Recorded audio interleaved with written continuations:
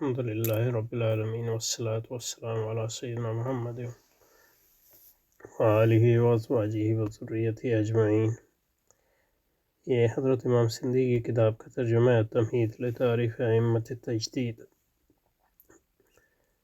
اس کا مطالعہ شروع کرتے ہیں، اور یہ اس کا گہرا تعلق ہے دوسری کتابیں جن کا ہم مطالعہ کر رہے ہیں اس سے، اور انشاءاللہ اللہ تعالیٰ سے امید ہے کہ اس مطالعے کے ذریعے جو ہے ہمارے لیے تاریخ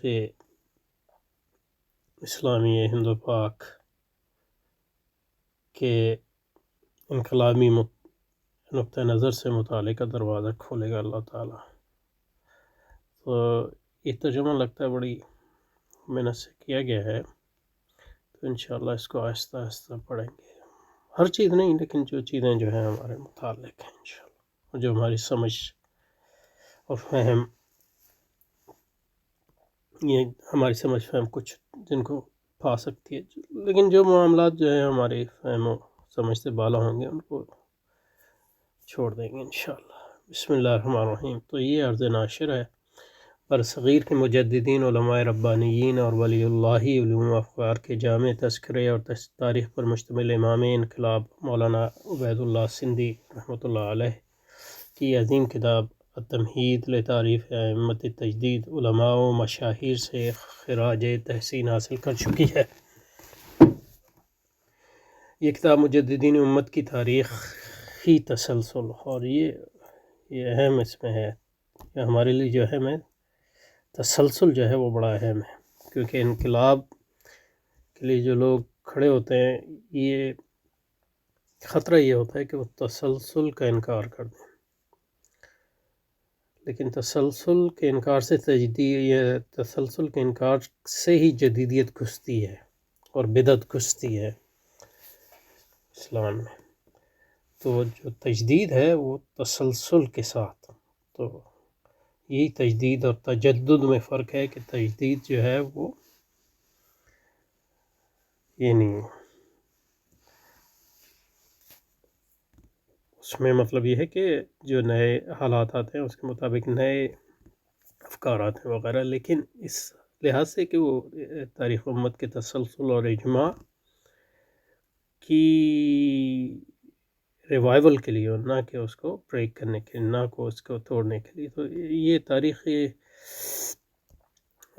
اپنی تاریخ پڑھنے کا مقصد بھی یہی ہے کہ جو ہماری جدوجہد ہے اس کا تسلسل جو ہے اس کو قائم کیا جائے، دیگر مجددین ہمارے ہاں جو ہوئے ہیں یعنی ہمارے اپنے ارد گرد اور پھر پورے عالم اسلام میں بھی۔ یہ کتاب مجددین امت کے تاریخی تسلسل اور ان کی تجدیدی اور انقلابی کردار کی جامع تعریف پر مشتمل ہے۔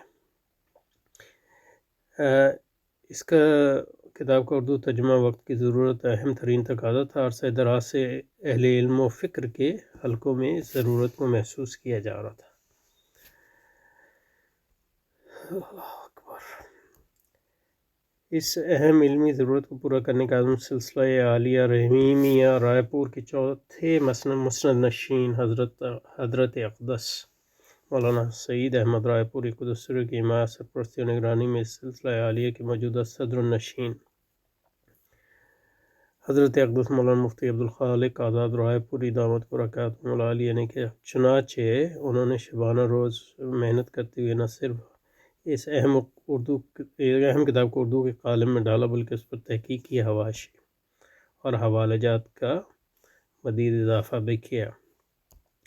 انہوں نے مفید عنوانات قائم کر کے ایک کتاب کے مضامین کو قاری کے سامنے کھول دیا۔ اس طرح اردو زبان طبقے کے سامنے حضرت مولانا عبید اللہ سندھی رحمۃ اللہ علیہ کے علوم و افکار کا ایک ایسا خزانہ سامنے آیا جس سے اب تک اردو پڑھنے لکھنے اور سمجھنے والے محروم تھے۔ حضرت سندھی کے حوالے سے اگرچہ اردو زبان میں بہت سا لٹریچر موجود ہے یعنی ادب موجود ہے، لیکن ان کی انقلابی فکر و عمل کی بنیادی نکات و عملی کردار کے جامع پہلو اس کتاب سے واضح ہوتے ہیں، لیکن ان کے انقلابی فکر و عمل کی بنیادی نکات و عمل کردار اس جامع سے۔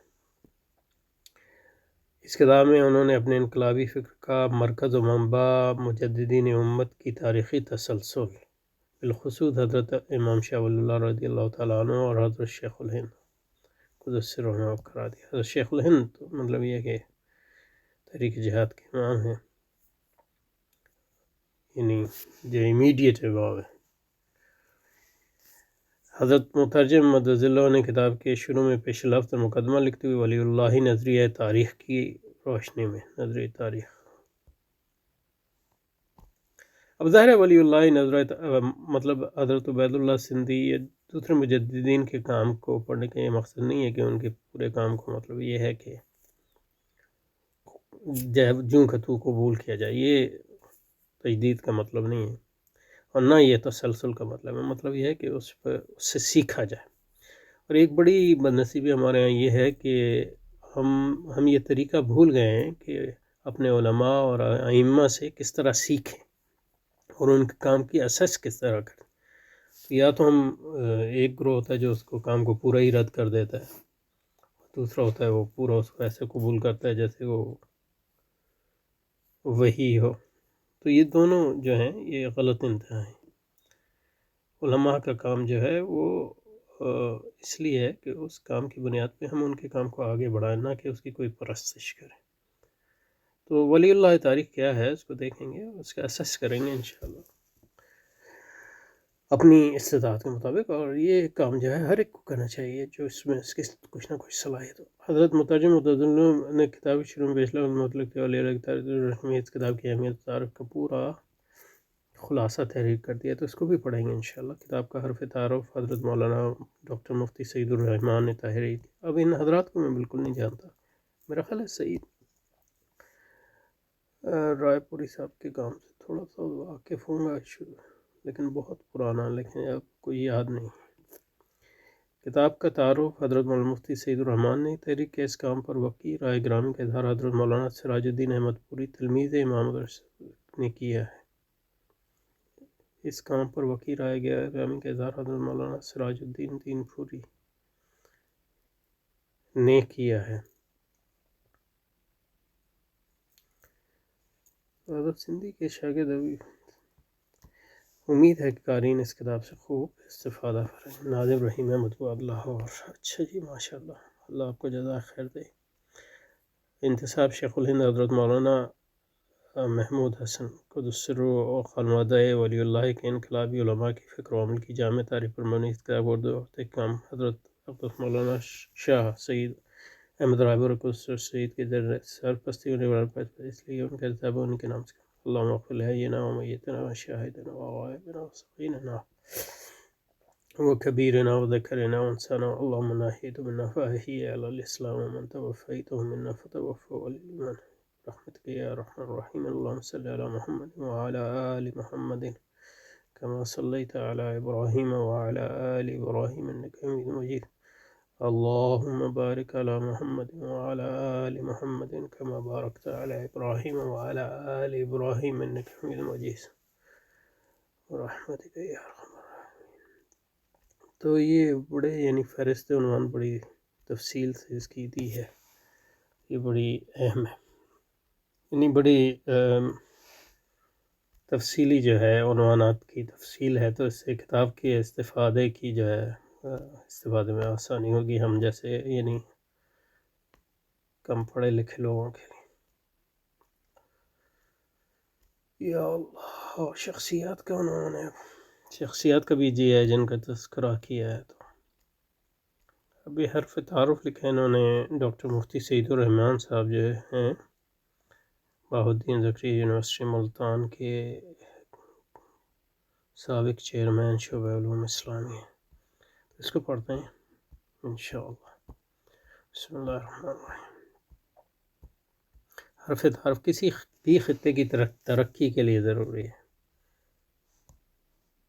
ترقی کا کیا مطلب ہے بھائی؟ وہاں کے بعد علوم اہل دانش بالخصوص اپنے قومی شناخت سے آگاہ. اب یہ مطلب یہ ہے کہ بالکل جو یہاں سے یہ نقطہ نظر اختیار کر رہے ہیں قوم، لگتا ہے قوم پرستانہ اور جدیدیت کے تناظر میں. تو یہ ٹروپس جو ہیں، یہ یعنی اصطلاحیں جو ہیں بڑی اہم ہیں، اس کے ذریعے جو خیالات در آتے ہیں. تو ان کا ان کو احتیاط سے استعمال کرنا چاہیے. ترقی کیا ہے اور قومی شناخت کیا ہے.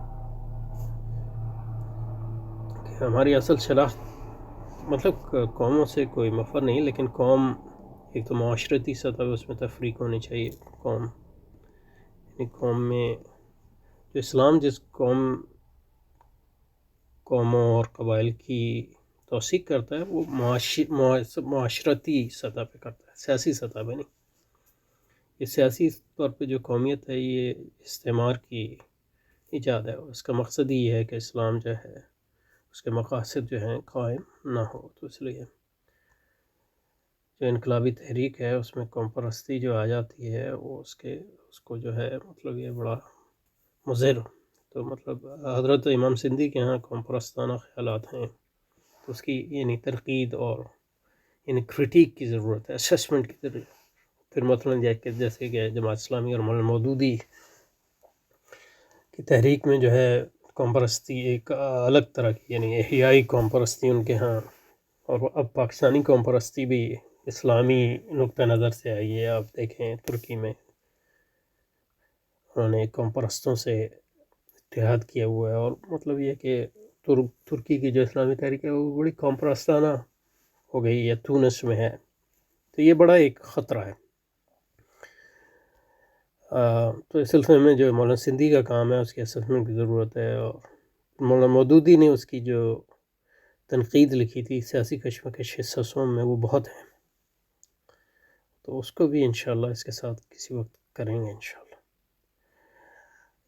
ان کی قومی حمیت میں رد عمل پر استوار نہ ہو بلکہ اس کی فکری و عملی صالح بنیادیں ہوں. قومی ترقی کے لیے علمی و تجزیاتی اساس پر ایک مربوط نظامی فکر کی ضرورت ہوتی. تو اسلامی نقطہ نظر سے ہمیں قومی ترقی کوئی یعنی مقصد نہیں ہے. اصل مقصد یہ ہے وہ اللہ تعالیٰ کی رضا کا حصول ہے. اور جو بھی ترقی ہے اس کو مطلب یہ ہے کہ جو کچھ بھی ترقی جائز ترقی ہے اس کو یہ اہم ہے کہ اس کو آخرت سے جوڑا جائے، اور آخرت سے اس کو جوڑنے کا طریقہ جو ہے اس ترقی کے کام کو جہاد سے جوڑنے کا. تو ایک ہی یعنی آج کی دور میں جو ترقی کا جواز ہے وہ جہاد ہی کے رب سے بن سکتا ہے، اور کوئی اس کا جواز نہیں ہے.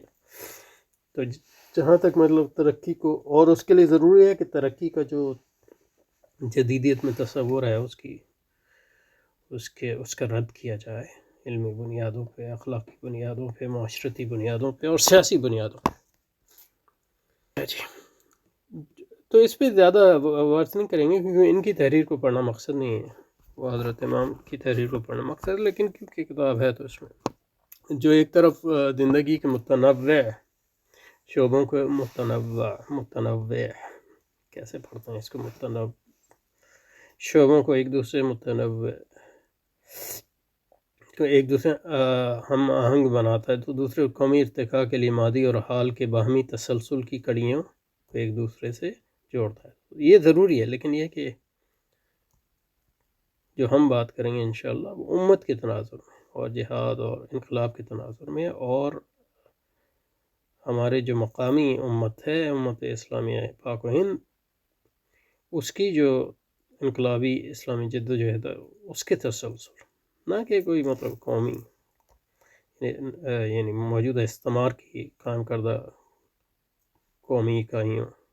تو یعنی پاکستان ایک ہمارے لیے ایک انسٹرومنٹ، آلہ ہے حصول آخرت اور حصول حق.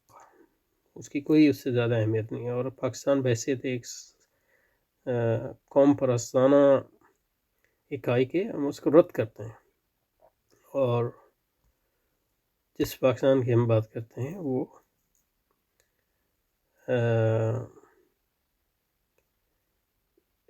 امت مسلمہ کے احیاء کی ایک اکائی ہے، نہ کہ استعمار کے تسلسل کی ایک کڑی. چنانچہ قوموں کی ترقی محض سائنس اور ٹیکنالوجی منت نہیں تو بلکہ اب سماجی افکار کی ترقی کی راہ متعین کرتے ہیں. تو یہ ساری زبان جو ہے مطلب بالکل جدید پرستانہ زبان ہے. یعنی یہ حضرت مولانا ہیں، اور یہ شعبہ شعبہ اسلامیات کے اب دیکھیں نا، اسلام بھی شعبہ بن گیا یونیورسٹی میں، تو تب تو یہ ہوتا ہے۔ یہ بالکل جو بولی بول رہے ہیں یہاں، یہ جدیدیت کی بولی ہے، یعنی عالم اس طرح کی بات کر رہا ہے تو آپ دوسرے یعنی جو انہوں نے دینی علم حاصل نہیں کیا ان کی تو آپ بات ہی چھوڑ دیں۔ تو یہ صحت بخش نظام فکر معاشرے کے لیے آکسیجن کی حیثیت رکھتے ہیں۔ کسی معاشرے کا زوال ایسے نظام فکر سے پہلو تہی کے سبب ہے۔ آج ہمارے معاشرے کا پڑھا لکھا طبقہ ملی مسائل کی نشاندہی تو کرتا ہے، ملی یا ملکی میرا خیال ہے۔ علمی دانش کی محفلیں بھی آباد ہیں، ایوان سیاست میں بھی حب الوطنی حب الدینی کے غلغلے بھی بلند ہوتے رہیں گے، مگر مسائل کے حل کا سرا ہاتھ میں نہیں آتا۔ کون سے مسائل کی بات کر رہے ہیں؟ اس کا نتیجہ یہ ہے کہ افکار کی دنیا میں بھانت کی بولیاں بولی جائیں، نفاذوں کی تربیت کرنے والے بھی امت ماضی کی ایسی داستان سازی کرتے ہیں کہ موجودہ دور میں اسلامی نظام کے لیے ان کی جدت سادہ لوہی یا کاروباری ضرورت محسوس ہوتی ہے۔ یہ ٹھیک ہے، لیکن مطلب یہ کہ آپ پھر بتائیں گے نواز اسلام کی طریقہ کہ غیر سادہ لوہی یا غیر کاروباری طریقے کیا ہیں۔ وہ یہ تو نہیں ہو سکتے کہ مطلب قومی ریاست کی جو ہے چاکری کی جائے۔ پاکستان میں اصلاح احوال کی خواہش رکھنے والے اور اس کے لیے اپنی چال چلنے والے بہتیرے ہیں، مگر بہتیرے ہیں، یہ نہیں پتہ کس طرح سے بتیرے مگر اس کے لیے مربوط سوچ اور درست تجزیے کی اہمیت شناسی مفقود نظر آتی ہے۔ ٹھیک ہے، حالانکہ ان میں سے کئی ایک افراد نے دنیا کے کونے سیر کی ہوئی ہے، وہ مغرب کی تاریخ میں رلے رہتے ہیں اور کچھ مغرب سے مربوط ہیں، مگر کسی کو اس بارے میں ضرور نہیں کہ وہاں کے حالات کے پس منظر و پیش نظر غور کریے، مناسب لائے عمل۔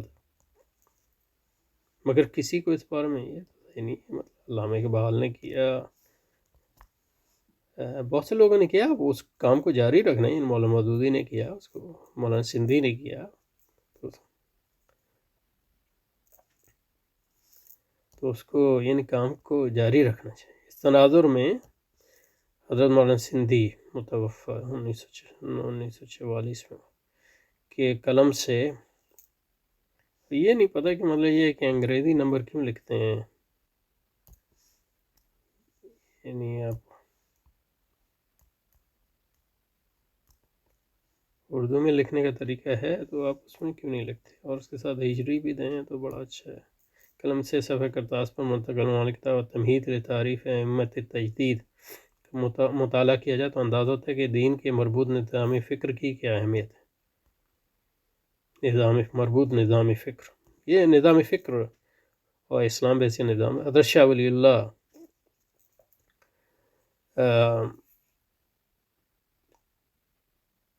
کا اجتہاد ہے، یعنی مطلب یہ کہ انہوں نے یہ نظریہ دیا، اور پھر مطلب ان کے جو متبعین ہیں امام سندھی بھی ہیں، لیکن اصل جس شخص نے اس فکر کو جو ہے نظام کی فکر کو جو ہے سب سے زیادہ ڈیولپ کیا وہ مولانا مودودی ہیں، لیکن ظاہر ہے کہ ان کا نام نہیں لیں گے۔ یہ عجیب بات ہے کہ تسلسل کی آپ بات کریں، لیکن یہ کہ امام سندھی کے کام کو مولانا مودودی کے کام کو سب کو یہ ملانا چاہیے، مطلب ان کے درمیان تعلق اور ربط کو، اور جو عدم ربط ہے اس کو سمجھنے کی بھی ضرورت ہے۔ اور یہ مطلب جو امام سندھی کی بات کریں گے تو وہ اور کسی کی بات نہیں کریں گے، اور امام مودودی کی بات کریں گے تو وہ امام سندھی کی نہیں کریں گے، وغیرہ وغیرہ۔ یہ ایک بڑا مرض ہے ہمارے یہاں۔